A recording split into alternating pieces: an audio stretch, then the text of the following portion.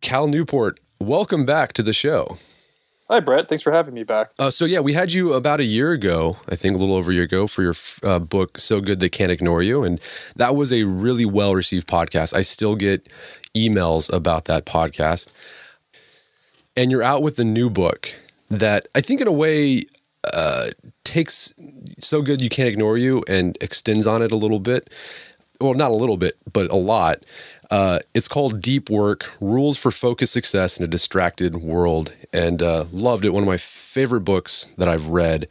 So let's talk about what is deep work. Your book's called Deep Work. Let's talk about what is deep work. Well, deep work is the term I coined to describe the activity of focusing without distraction on a cognitively demanding task. Okay. And how did you stumble upon this? Because you fleshed it out more. We'll talk more about it, but how did you stumble upon this concept of deep work? And what's like the opposite of deep work? Yeah, so the opposite of deep work is shallow work, which I define to be work that it doesn't require intense, undistracted focus.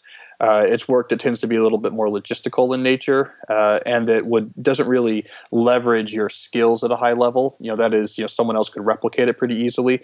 So that would include things like answering emails, meetings, maybe optimizing your social media analytics setup, or these type of things that are kind of logistical, but don't require a lot of intense focus.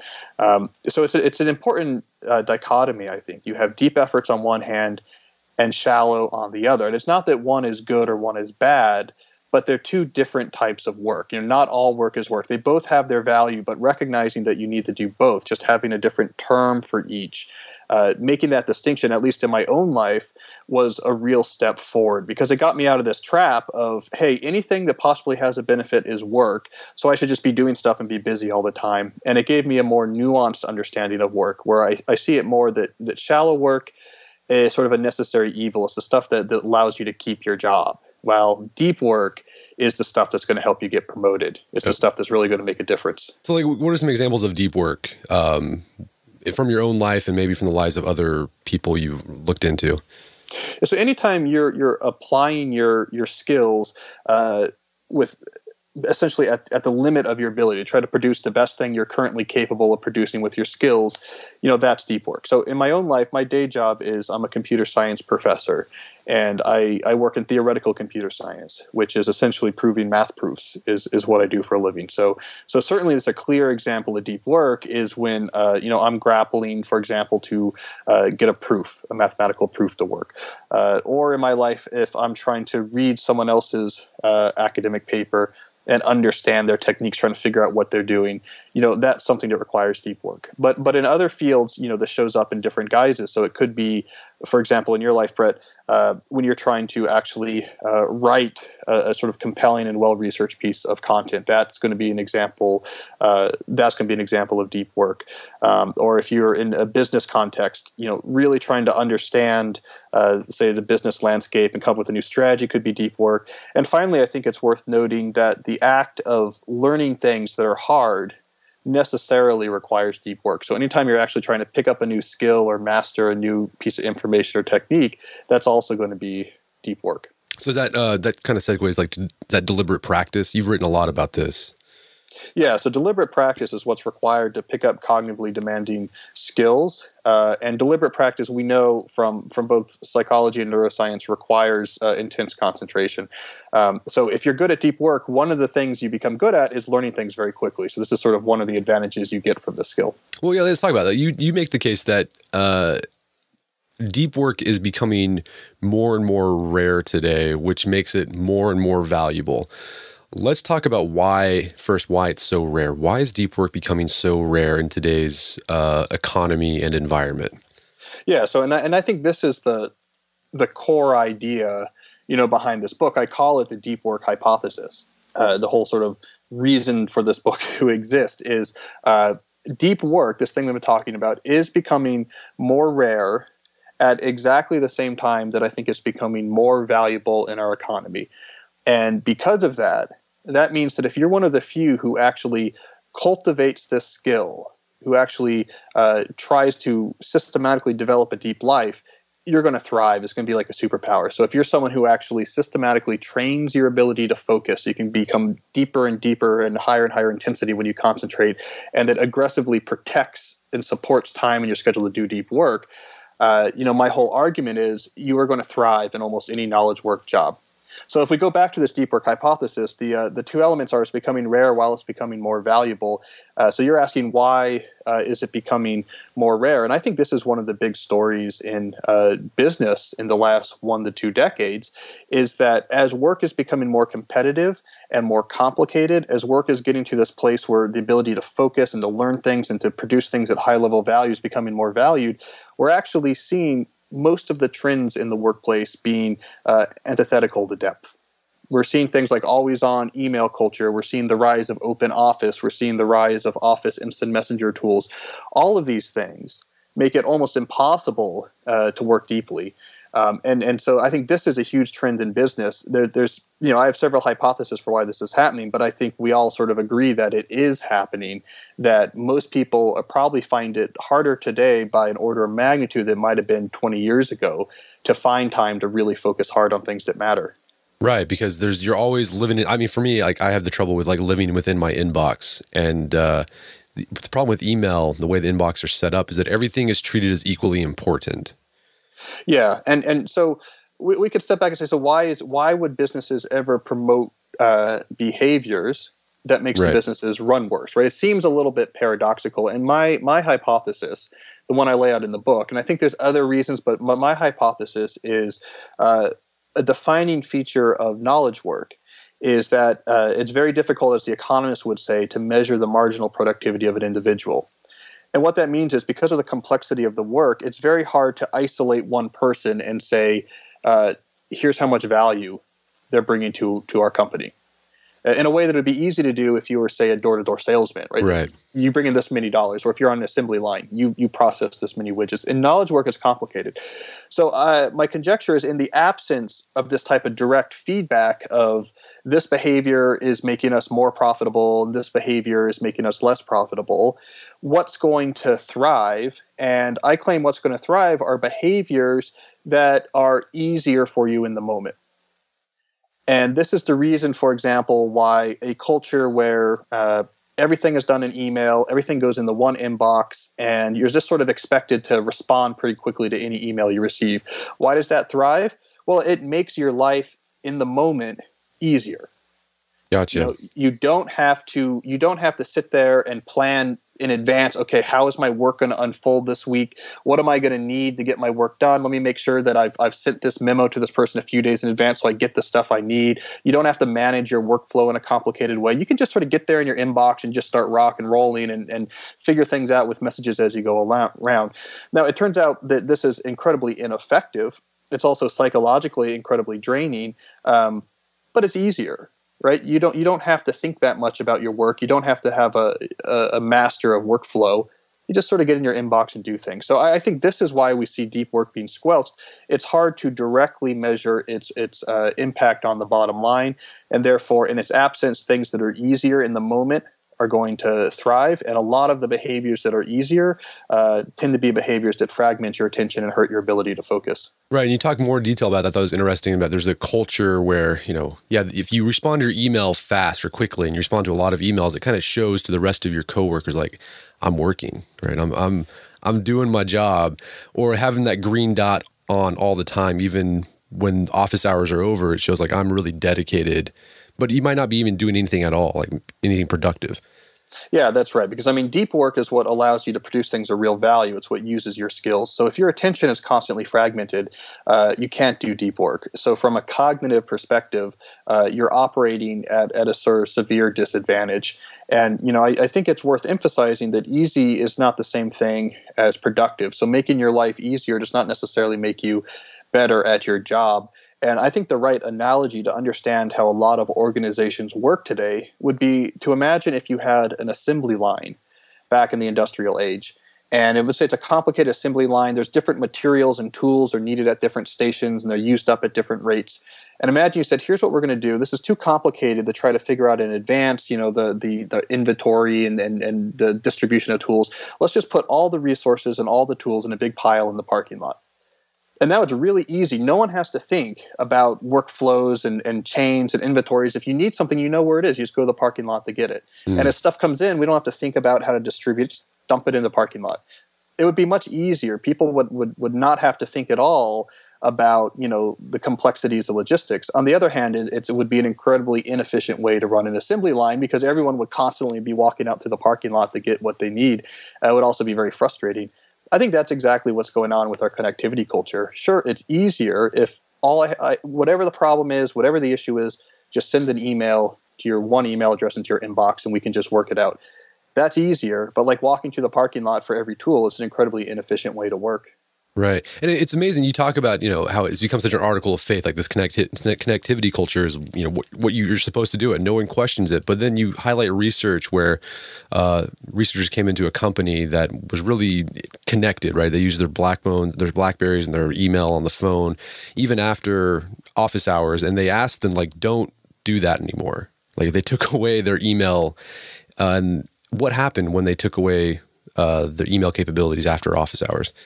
Yeah, this was research by Leslie Perlow at the Harvard Business School, and she did it at the Boston Consulting Group, which was an incredibly connected, high-pressure management consulting outfit. And at first, actually, it was called planned time off. At first, she was just getting groups to take everyone would have one night a week in which they weren't working, which tells you a little something about how connected these guys were. We're not talking about it's just one time a week, and it was a nighttime. And they were freaking out about it. They're freaking out about it. And then they eventually she pushed it farther and had people taking every member of the team would take one full weekday off during the week where they're unreachable. And not only did their happiness go up, but the client satisfaction went up for these teams. But if you read her book on this, it's called Sleeping with Your Smartphone. What she talks about, what they learned was the key was communication. That once they had this common thing, they would meet. These teams would meet and talk about it, about trying to make these one day off or this one night off, and what was working and what wasn't. And once they started having this conversation, they realized that there was all of these other behaviors they had just accepted as necessary. A lot of behaviors surrounding email and connectivity that were actually very arbitrary. And once they opened up these lines of communication, a lot of the benefit came from, once they talked about it, they said, well, this is stupid. Like, why? We shouldn't have to do this. It doesn't make sense that we would answer emails at night. It doesn't make sense. In fact, they even ended up, after having these conversations, they changed the email software at Boston Consulting Group so that, for example, if you tried to send an email after 6 p.m., it would pop up and say, the default behavior here is it will hold this for you and send it to the person in the morning, unless you specifically tell me, no, I still want you to send it at night with an urgent tag on it. So the conversations opened up the fact that a lot of this behavior we have in the workplace is not somehow the cornerstone of our productivity. It's really just kind of arbitrary. Arbitrary. It's just us using the path of least resistance. Yeah, she even has this great thing called the cycle of connectivity, where she calls it a vicious cycle. But she walks through, how does a company like BCG get to a point where everyone's always connected? And it's not something anyone ever sat down and said, here's what we should do. This would be the most productive. It's actually just sort of arises in a feedback loop where, well, this person's on a little bit more. So if I answer him, that's good. And then you need to answer me. And then it's this cycle. And then next thing they know, this behavior is ingrained, even though no one ever decided this is what they should do. And there was no real evidence that it was actually a productive way to work. So let's talk about what makes deep work so valuable. Because this is, on the surface, it would seem, I don't know, maybe controversial, not controversial. I think it's intuitive. We understand it would be valuable. But in this age where the economy, we're having this great disruption, right? There's a great restructuring. You have to be able to put on different hats, right? You got to be able to answer your own email, be a social media guru, do your own marketing, do it all, right? Very multitask. But you're saying no, actually you'd be able to provide more value to the economy by picking one skill that you want to focus on and do it deeply. So how is deep work valuable in today's economy? Yeah, I think you hit on that just right. What's valuable in today's economy, which is very competitive, is that you're able to do something that's very valuable very well.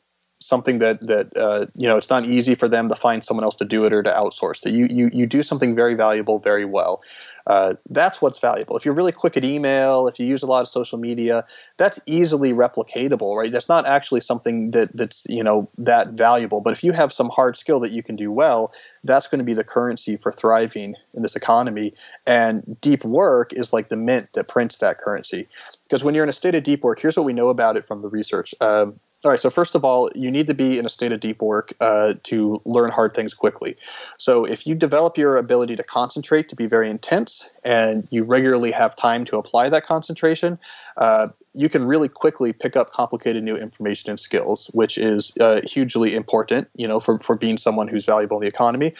We also know about deep work that when you work in a state of intense concentration, you produce work at both a higher rate of quality and quantity as compared to less intensely focused, more fragmented attention. So someone who regularly does deep work is able to produce a lot and do so in a little amount of time. And, I profile some of these deep workers in my book, and a lot of them to the outside world seem superhuman.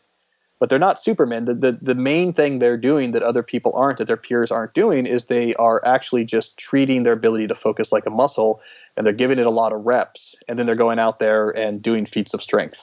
Gotcha. Well, yeah, some of the people you highlight. So, for example, someone who used deep work to learn a very hard skill that's valuable in today's economy is the fella who taught himself coding like in a few months because he needed a job or something like that. What was his name again? Oh yeah, Jason from the beginning of the book. Yeah, he was in a job here in Northern Virginia, making $40,000 a year, basically filling out spreadsheets, and he hated it. So he said, I need more valuable skills. So he wanted to learn how to computer program. So he gave himself a crash course in deep work by basically locking himself in a room without any electronics and just these programming books. And basically, it was hard at first, but over time, he increased his ability just to focus hard on these books. And he was able to teach himself programming in a very fast amount of time, then went out to San Francisco to get a six-figure job at a startup. And then once he's out at that startup, he's really been crushing it because he comes in early, he puts on his brown noise headphones and is able to just focus like a laser beam on his coding. So he's also a very productive member once there. That's a perfect case study. Because, Brett, what I'm going at for this book is that this is it's not social critique. It's actually a guidebook for those, if you want to be one of the few who recognizes the value of this skill, then you should actually be happy that most people are ignoring it. You should actually be happy that most people are on their phones all the time and that people are focusing on shallow activities, because it's this huge economic opportunity that if you take deep work seriously, which again I think means you have to train your ability to focus and then go through great efforts to protect and support periods to do this work throughout your work week. If you do those two things, essentially do CrossFit for your mind, make that same type of commitment, it's a blue ocean playing field out there. The few people who do that are really thriving. So if you're hearing this podcast, you should be hoping that not too many other people are, because I'm telling you, this is one of the big opportunities out there. Focus is the new IQ. But unlike regular IQ, it's something that you can get substantially better at in a short amount of time. Right. I mean, that's a great point, because in today's economy, particularly where I'm at, right? I produce online content. The barrier to entry is extremely low. Anyone can do it, right? Buy a $10 domain, you install WordPress for free, you can get going. But what separates the people who are really successful, or one of the things that separates the people who are really successful, is they are able to just focus all their time on creating the content that people actually want to read, right? And I mean, that's one of the reasons I don't do a lot of traveling or go to conferences, because it takes away from writing. Or I don't do a lot of social media or a lot of tweeting, because that takes away from writing. Because the writing is what's important, what's valuable. But a lot of people in this sphere have this idea that, you have to be all over the place, go to the conferences, network, do the social media, do the Instagram. But all that stuff sort of dissipates your impact a lot. Yeah, I think that's a perfect example, because there's a ton of shallow tasks that surround running a media company like Art of Manliness, but the stuff about your WordPress configuration and making sure that the mailing list and this and that. But all of that stuff is sort of low value in the sense that it doesn't require a hard-won skill, and it's something that could be outsourced or someone else could do with no real effect on the success or failure of your business, whereas the producing of the content's at the core of it. So by focusing on the content and doing that deeply, that's what produces value for your business. So at first, maybe you had to batch and try to handle the shallow stuff as efficiently as you can, whereas now as you've grown, you can probably have other people do it. But I think there's an underlying trend going on here, which is in our culture, we've lost an ethic of craftsmanship. Mm-hmm. And I think in the absence of this ethic of craftsmanship, for people who are in, for example, your position, running small companies or online media companies, there's this anxiety about what does it mean to be doing my job well? And I think that anxiety drives a lot of this sort of frenetic, low-value, shallow activities, the frequent attending of conferences, the obsessing about your email funnels and getting the configuration just right on your social media share buttons. Because to be really busy and to be doing lots of stuff and to be doing lots of coffees and emails and all these sort of things, at least you feel like, okay, I guess I'm working, so I can feel a little bit less anxious about this company and its success. But we used to have this culture, this ethic of craftsmanship that placed a lot of value on, we have this sort of ideal image of the art of manliness. We can see this ideal image of the man is sort of you sit there and with your skill, you apply your craft and you produce something in the world that's valuable that did not exist before. And that was a noble task. And that ethic, if you subscribe to it, it allows you to release a lot of that anxiety and to be less worried about, am I busy all the time? And say, I can be very satisfied and confident really putting my attention on crafting something very valuable. Ultimately, that's what matters. And so if you can reclaim this sort of, older manly virtue of craftsmanship, I think it's easier to start really prioritizing depth and being okay with that. So not only does deep work make you economically valuable, it can also provide meaning, philosophical, spiritual, existential meaning in your life. Yeah, I have a long chapter in the book where I go through all the different evidence for why that's true. And in fact, I was surprised. I mean, I had experienced it in my own life that the more I focused on depth and the less I focused on shallow, not only was I more successful, I found my life more meaningful. But when I started looking into the research for why that might be true, I was surprised by how much evidence there was from different fields that all pointed towards this same conclusion, that a life of focused attention on something that is valuable is really a much better life than one in which your attention is frenetically moving around. I mean, if anything, there's this rising hypothesis in psychology and neuroscience that our brain is really not evolved for this type of frenetic, constant context switching. And it essentially is messing up your chemicals, and it gives rise, to anxiety and the anxiety-related issues. Our brain is really not made for it. Our brain is much more wired to spend long amounts of time sort of concentrating on a small amount of things. It's sort of a deep life is a good life. Right. Well, yeah, that's from Winifred Gallagher, right? Or from Wrapped. She wrote Wrapped. Wrapped, a book that Brett and I are big supporters of. Yeah. In 2009, this great book. I mean, she's a science writer, and she basically just went through the science of attention all the way back from William James through fMRIs today, and it's fascinating. But ultimately, her conclusion is, she says, I choose to live the focused life because it's the best type of life there is. That's her conclusion after going through all of this science, is to live a life where you're deliberate with your attention. All the different science points to the conclusion, that's a really good way to live. Right. And like William James, he said, like all the way back in the 19th century, like wisdom is knowing what to overlook, right? I think something like that. He said to the extent it's just part of living a good life is just knowing what to focus on and what to ignore. And I think in today's environment, we think where everything is like there's that book, the future or present shock. Everything is important. Everything's now. We lose that insight or that, like you said, our brain's not evolved for this new environment, and it just creates just anxiety and distraction, and it's not healthy, and it's not productive. Yeah, and in fact, I in the beginning of my chapter about that reality, I said, let me just paint you this picture of a craftsman. It's a guy who works on near the shore of Lake Michigan in Wisconsin in an open air barn and forges metal.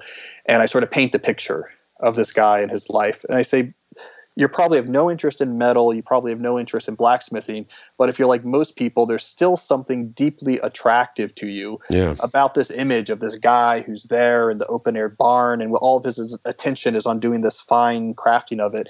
And I say, forget all the science. You already sort of know deep down that our souls resonate with this idea of paying sort of rapt deep attention to do things valuable. We're wired for that, whether it's at a blacksmith's forge or at a computer screen running computer code. That doesn't really matter. It's the underlying, rapt attention, craftsmanship, giving your full focus on producing something valuable. That's what resonates. Right. And I feel like when I was reading this section of your book, I feel like it really connected or extended your argument you made in So Good They Can't Ignore You on a deeper level. Did I read that right, or was I reading it the right way? Yeah. Yeah, because in So Good You Can't Ignore You, I was asking a question, what makes people happy in their careers? And I said the leading hypothesis that they follow their passion is wrong. The evidence seems to support how most people end up loving their work is that they get really good at something valuable, and for a lot of different reasons that makes you happy.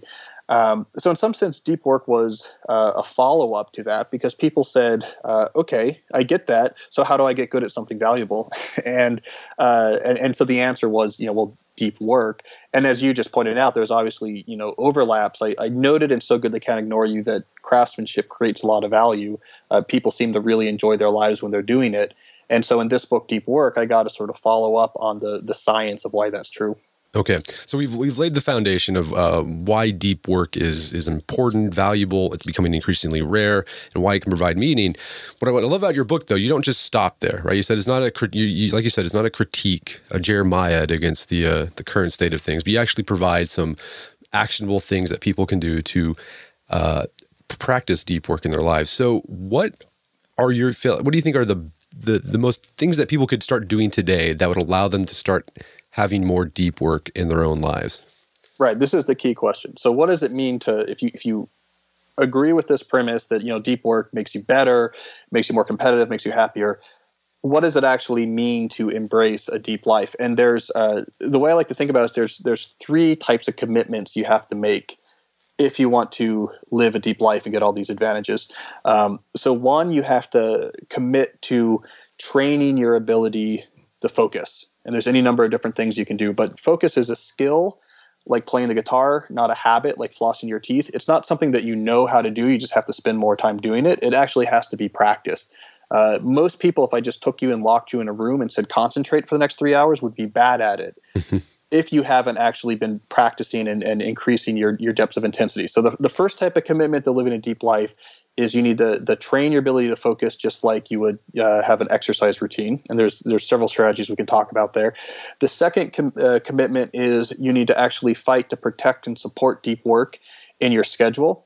So that means you have to put in the effort, and it takes a lot of effort to put aside and protect on a regular basis time to actually apply this deeply focused work.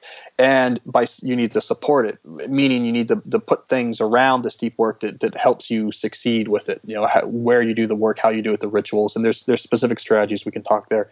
And third, and perhaps most controversially, I think if you really want to embrace the deep life, I think it's important to take some semi-radical steps that demonstrate to yourself that you take your attention very seriously.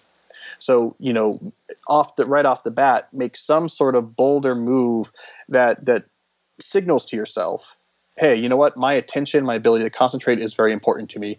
So just as when people want to make the bold decision to get more fit, they might choke up the money you need to join a CrossFit gym. I'm recommending if you're going to take deep work seriously, you want to do the attentional equivalent, which might be something like quitting Facebook or leaving your phone in the car after you get home from work. Gotcha. Well, let's talk about those one by one. So developing the skill of focus. I mean, what are some things that people can do to develop that skill? So a couple of quick ideas. So one is you need to embrace boredom. So a big thing that makes it hard to focus is if your mind is addicted to getting novel stimuli sort of at all times, it's very difficult to then focus when it comes time to focus, because doing deep work is by definition boring, in the sense that deep work is a period where you're not going to have a bunch of novel stimuli because you're concentrating on just one thing. So if your mind is addicted to, I always have novel stimuli, I never have to go without them, which is easy to get to this day because your phone can deliver novel stimuli at any moment in any place, it's going to be hard to focus intensely. So one thing I recommend is giving yourself tons of practice of being bored, by which I mean just a lot of practice of being somewhere and not having any novel stimuli. And, you know, it could be something somewhat drastic. Like I just got back from, Christmas holidays at my parents', brought my family up to New Jersey for 4 days, and I left my phone at home. So there was 4 days where I just didn't have a phone. I had no portal to any sort of entertainment, so I couldn't get novel stimuli whenever I wanted it. That's great practice, but it could be something less radical, like just taking certain times, like I'm going to put my phone away for the next hour, or at work, saying here's the next time I'm going to use the internet, maybe like an hour and a half or 2 hours from now, and just give yourself that 1 or 2 hours to just work and to be a little bit bored and to not have novel stimuli. So getting yourself used to not having novel stimuli is a key way to train your focus. A second quick thing I'll recommend is productive meditation, which is where you go for a walk, you give yourself a hard problem to work on, and you just try to give it as much attention as you can. And just like in mindfulness meditation, if you find your attention wandering away from the problem, notice that and then bring your attention back to it and keep trying to push yourself deeper and deeper. I started doing this in 2009. After about 6 months of that training, I found that I had a significant increase in my ability to concentrate, to the point now where I can do a lot of my mathematics work on foot. That's awesome. Yeah, I mean, I've done this, after that whole embracing boredom thing, that really helped me out a lot. I've found opportunities now. Like the other day there was a long line at the post office, and instead of pulling out my phone from my back pocket, I just said, okay, I'm going to do what Cal says. I'm just going to embrace boredom. And I just stood there. I was probably in the line for 20 minutes. And it was long, it was tedious, but I was like, okay, I'm training my brain to be used to boredom. And I've also done things on my phone where I have like an app that blocks my phone off in the morning and in the evening when I'm with my kids. Because, look, kids are fun, but sometimes they can be really boring when they're like 5, 2 years old and they want to like play Legos all the time. And sometimes I'd get in the habit, like, okay, while I'm playing Legos, I'll check Instagram, I'll check email. I don't do that anymore. And so I'm training my brain to be bored. So thank you for that whole idea of embracing boredom. Yeah, and it also reduces anxiety. Boredom's great. I'm a big boredom booster. I'm bored a lot, and I think that makes my life better. I think it stimulates you to actually like find ways to make your life better in like significant ways or meaningful ways, right? Yeah, I think so. So I mean let me ask you. I mean, you've probably noticed you do this for enough time. Then when you sit down to write the sort of complicated blog article, you probably find it easier, right? Because you don't have this, I need this email real quick. Your mind sort of sounding off the alarms like stimuli.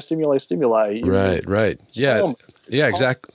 Yeah, exactly. And like when I experience deep work at its best, when I can remember, I have it now, and there's been moments where throughout my writing career where it'll be really great, and then sometimes I'll get off the wheels will fall off the wagon, and then I'll have to get back on. But like when I was in law school, that's when when I experienced the deep work that you talked about in your own personal experience, where, from like 7 o'clock until 8 o'clock at night, I was pretty much just I was studying all the time. And I would just have to go through these very obscure, poorly written 19th century legal cases and suss out, the case law or what's the law from that, and like apply them to the facts. And I would get so zoned in on it.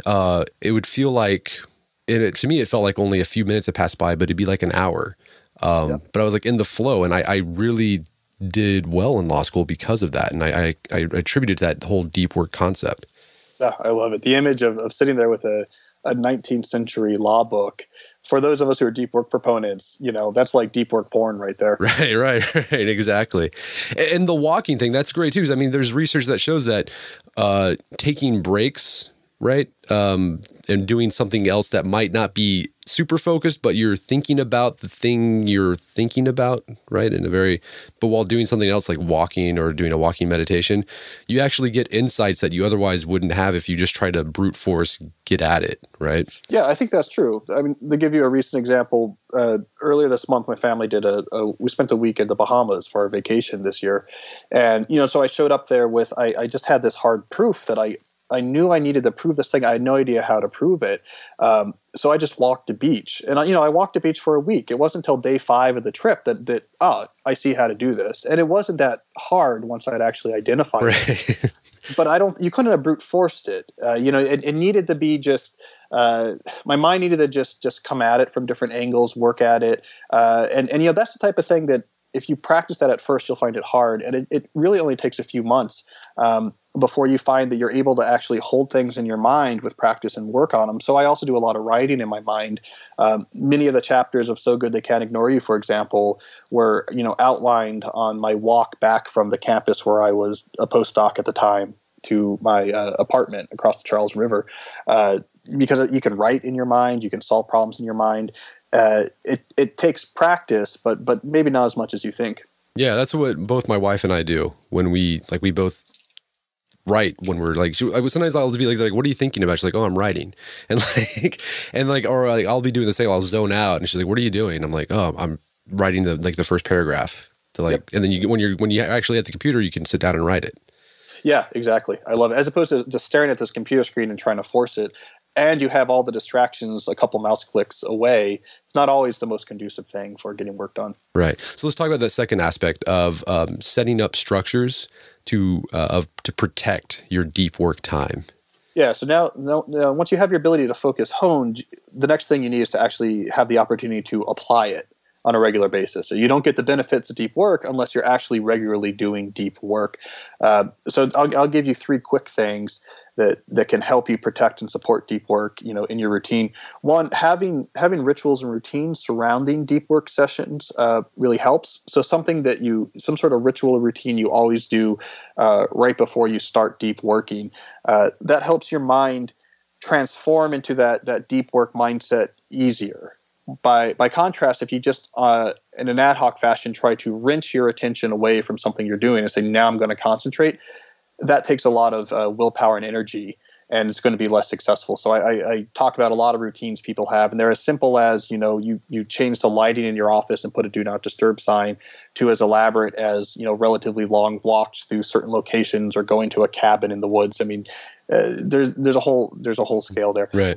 Another thing that a basic strategy that works really well is at the beginning of the week, schedule your deep work sessions on your calendar like you would any other meeting or appointment, and then treat them like any other meeting or appointment.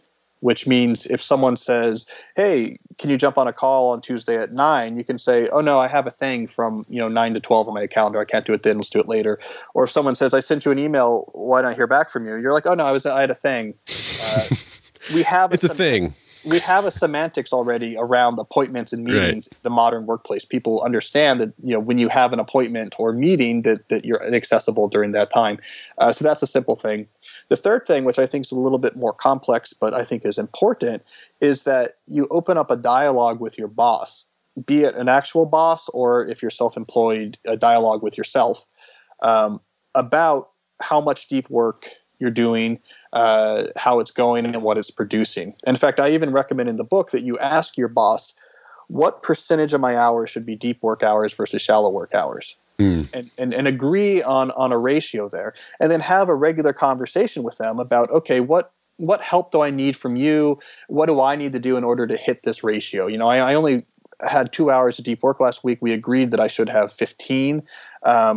This isn't good for either of us. What can we do? And on the flip side, also discuss, hey, my 15 hours of deep work last week produced X, Y, and Z, which I'm really proud of and I think is really valuable for the company. I think having that dialogue, be it with yourself or with your actual boss, is really important if you're going to try to, get the accommodations you need to really integrate this type of work and to do so in a way that everyone's happy about it. Awesome. Now I'm going to make a plug for your blog, Cal. If you guys are looking for more information about planning deep work and time management, Cal's got some great stuff on his blog, calnewport.com. Really great stuff. It's one of the few blogs I subscribe to, so go check that out. Yeah, thanks. Yeah, definitely. I've been writing. Yeah, I have this deep habits series on there where, once or twice a month I just talk about nuts and bolts things Yeah. that help you build a deep life. Right. Really good stuff there. And that's great supplement to the book. So that last thing, making a bold move to show to yourself and maybe to others that you take your focus and your attention very seriously. And you suggest, like, one of them, quitting social media. That's crazy talk. What do how can you quit social media in today's media landscape? And how are you going to keep track of your mom and your cousins, and how are you going to, like, market yourself, right? How are you going to? That's right. How are you going to brand? You got your personal brand. Cal, what are we going to do about our personal brand? Yeah, it was. Hey, I've never had a Facebook account, and I'll tell you, I haven't heard from my mom in 3 years. I have no friends, and I haven't sold any books. So I guess I should be on Facebook. Yeah, I know. What a failure. Yeah. So in my own life, here's what I do. I've never had a social media account because, honestly, I mean, these companies hire very high priced people. They pay them a lot of money to sit there and to try to think out, how can I grab and disrupt as much attention as possible from our users? It's called attention engineering, and they have world-class experts who are working on how can they get as much of your attention, how can they get you coming back to the phone and looking at it as often as possible and for as long as possible. And to me, if you're someone who recognizes that your attention is your main tool, it's your main tool you use as a knowledge work craftsman, to use a tool like that, it's the equivalent of being a professional athlete who smokes. It doesn't make sense to me.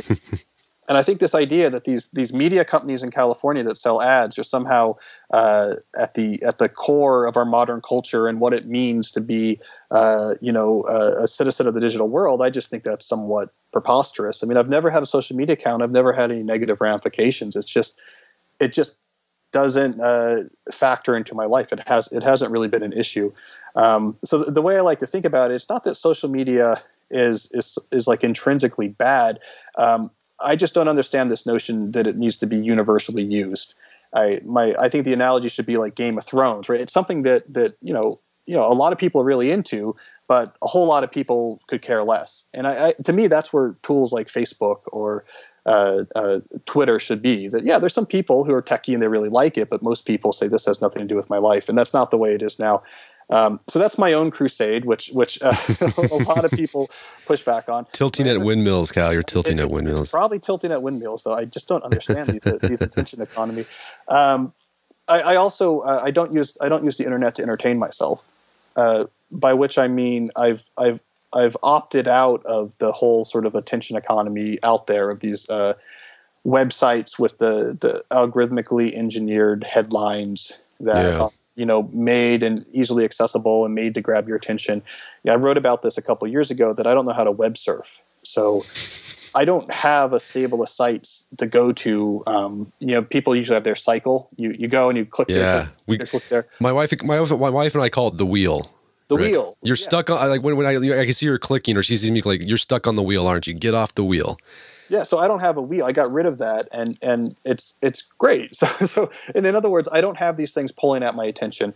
And it's not the fact that if I joined Facebook tomorrow at my age, I'm not going to suddenly be using it 30 hours a day.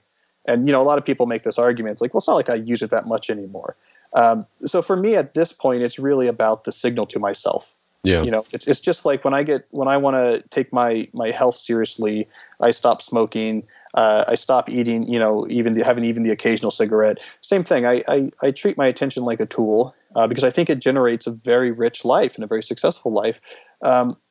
So these type of things are commitments. Now, it could be something different for you. Maybe, for some people, social media is key to their job. If, for example, you run a media company, right. The Manliness. Well, okay, social media is great for companies because so many people use it, and so it would be folly, for example, for you not to be on there. There's other things like this that could help be this demonstration, and I found lots of interesting examples. There's this whole underground movement, for example, that no one knows about, the dumb phone movement, where relatively high level executives are getting rid of their smartphones. And they've all there's this one dumb phone you can get on Amazon that they love. It's like very simple, and it's become like the cornerstone of this movement. But there's like hedge fund managers and all these people that no one knows this. they all use the same like simple 1980s style phone purely to gain back their attention so they can make better decisions in the workplace. So there's all these interesting things that people are doing. But to me, it's the intent that matters. Right. I've actually contemplated getting a dumb phone a few times, but what I've done instead, I've made the compromise, and maybe this will be useful for people out there who aren't ready to like go full hog and just quit social media. But yeah, be intentional about it. So like I've make my devices dumb temporarily. And so there's different apps out there that you can use that'll basically shut down the internet or shut down certain apps for set periods of time that you set. So with my phone, like I can't access it in the morning when I'm with my kids, and I can't access it at all. Like certain apps, like Instagram or Gmail or those are the two ones that are really distracting in the evening. And then during the day, I only give myself there's an app that allows me, it's called Stay Focused, that only allows me like 30 minutes on each of those apps. And once I use that 30 minutes up, like I can't get on them anymore until the next day. Yep. And that's helped out a lot. And those are clear commitments. So that's great. I mean, another simple thing you can do is like once you're home from work, you're there, your family's there, your kids are there, they don't need to reach you. You just leave your phone in the car. Yeah. And then it's, I mean, if there's an emergency, you can go get it. But you're like, no one needs to reach me in an emergency. And then you just don't have this thing that you need. When we go out or go out to dinner or something like that, I'll often just leave my phone behind. Because I say, well, my wife has hers, so if there's an emergency, she can call. But I want to make sure that I don't have, an outlet. So there's simple things like that you can do. And again, it's the intentionality of it. It's you have to signal to yourself, there's some sort of behavior that's a little bit difficult. It's not trivial to do, and it respects my attention. So by doing that, I'm signaling to myself this is something that's valuable. Right. And then also I thought it was interesting on some of the same line, you cite our good friend Antonio Centeno, who's written a lot of style content of The Art of Manliness, how he manages the influx of email that he gets. Can you talk a little bit about that?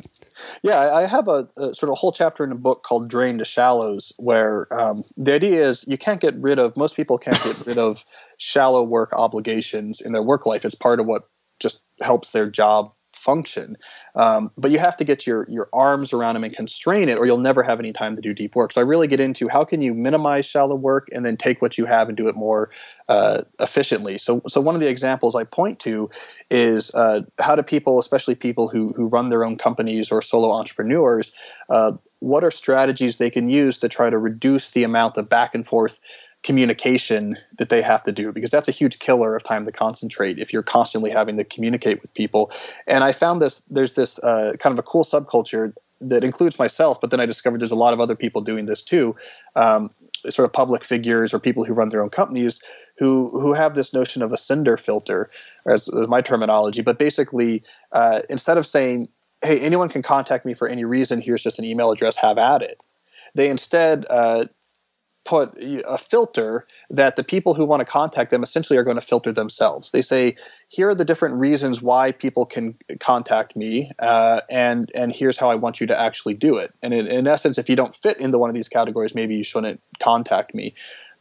So it can be simple. Like in my case, I just don't have a general purpose email address you can use. I have an interesting at calnewport.com, and I have rules around it where I just say, you can send me opportunities you think I might be interested in, but the rule is I don't really respond to them, except for in a couple of rare cases. It's just setting expectations. Right, exactly. It's not something for conversation. Antonio had this great online form you had to go through. You had to click things and select things, and it kind of walked you through this process of who you are, why you wanted to contact him. You had to certify, like, this is not something that I could find on Google. This is not something that was in the FAQs. I looked at the FAQs. And then finally, if you made it through this process, it was like, okay, now you can put the information that you want to send to me. So I think those type of trends maybe will be more common in the future, things to reduce the constant back and forth communication. Yeah, our filter that we have on our site is you have to mail us a letter. We've had that up for a few years now. We took down our contact form, and now, we have our P.O. box. We're like, hey, if you want to contact us, write us a letter. And that in itself filters people out immediately. How many letters do you get? Not very many, actually. I mean, like, it depends. It fluctuates from week to week. So I go to the post office once a week, and there could be 5 to 10 letters in there. a week. And here's the interesting thing, Cal, is like the nature of the communications I get have changed dramatically. So when I had a contact form, I was just getting a lot of PR stuff, PR pitches, emails from angry people who had read a post and they were just angry and they wanted to tell me how they were angry and how they disagreed with me and how I was a piece of crap. People who had questions, like they would ask me these really complicated questions, right? That would take me, and here's the thing, I would spend like hours answering their email and then I'd never get a response back. And I'm like, what the heck? Or the worst was like they had entered their email address incorrectly into the form. So when I responded to them, I spent, an hour on this email. I got a bounce back. I was like, geez Louise. And so when I took down the contact form, what I get now is just primarily just thank you notes. I love this. Well, let me ask you this. Has there been any negative ramifications on your business's profitability? No, not at all. I mean, we still continue to grow and to prosper. And the thing is, like, if people like who really have like a business prop for me, like really want to get to me, like there's ways to get to me, right? If they really want to make it happen, then they'll make it happen. Right. But if they've gone through these extra efforts and have found your email address hidden somewhere, the expectations are different. Right. I'm not expecting a response because I'm going into a back door here. Yeah, it puzzles me that there's still this mentality out there that your business will flounder if you don't make this habit of responding to everyone's emails. And then you write people who are in your situation but on other websites or media companies, and you get back these sort of plaintive autoresponders about like, I'm going to try to answer everything. And there's what's his name over at Pat Flynn at the Passive Income Podcast, massive blog, massive podcast. He had this post recently about how he now has this full-time assistant, a former executive assistant, so like a high-level assistant that just sits there with him to help him make sure that like all his emails get answered. And the underlying, assumption under this is this 1,000 to 2,000 emails a month he gets or whatever, like answering those is at the core of succeeding in his business. So I love your example because it just tests that hypothesis. Like what actually happens if you just can't email me? And nothing. In fact, your business is probably better because think about the time you gained back, the attention you gained back to write better blog posts. Right, exactly. I mean, it reduces our amount of anxiety completely. And we have more time to write, do podcasts, read books for podcasts, get questions ready for podcasts, or write content for the blog. Yeah, so it is really weird. We've all bought into this idea that you have to be connected, you have to answer emails, that it's an article of faith, right? But it's an apostasy that it isn't. But I think the apostasy is actually our salvation, right? I think so. Yeah, so. And so I think maybe having a term like deep work helps because you can, I found that it's difficult to just focus on the downside of distractions because it's complicated. Things that cause distractions also have value, and people get defensive, and it's just a little bit messy. But when you focus instead on the value of the opposite of distraction, it's a different conversation. And you can give people, and it's what I'm trying to do with this book, is give people a template. Okay, if you're just fed up with just this frenetic, distracted, whatever, what is the alternative? And I think the deep life is an answer to that question. This life where you train your ability to focus, you spend a lot of time in intense focus, because of that, you really try to cut down and be efficient about anything else. And, you treat your attention like a tool, and that it's an actual, instead of just saying, here's what's bad about Facebook, it's here's what life would look like if you didn't spend all your time on Facebook. And this is like a very positive thing that there's a positive thing you can do. If you're one of the few to embrace the deep life, it's like an actual positive step you can take, and the distractions will kind of work themselves out. Awesome. Well, Cal, where can people learn more about your book? CalNewport.com, my website, you can learn about it. Otherwise, you can find it Amazon or Barnes & Noble or wherever else you find books. Cool. Well, Cal Newport, thank you so much for your time. This has been an absolutely fascinating conversation. Yeah, thanks, Brett. My guest today was Cal Newport. He's the author of the book Deep Work. It's available on Amazon.com and bookstores everywhere. And really go out there and get it. One of the best books I've read. Just following just a few of the principles in it will radically improve your life and your work. Believe me, as someone who's done that. So go check that out. You won't regret it. Also, for more information about Cal's work on deep work and productivity and time management, go to calnewport.com. He's got a great blog there.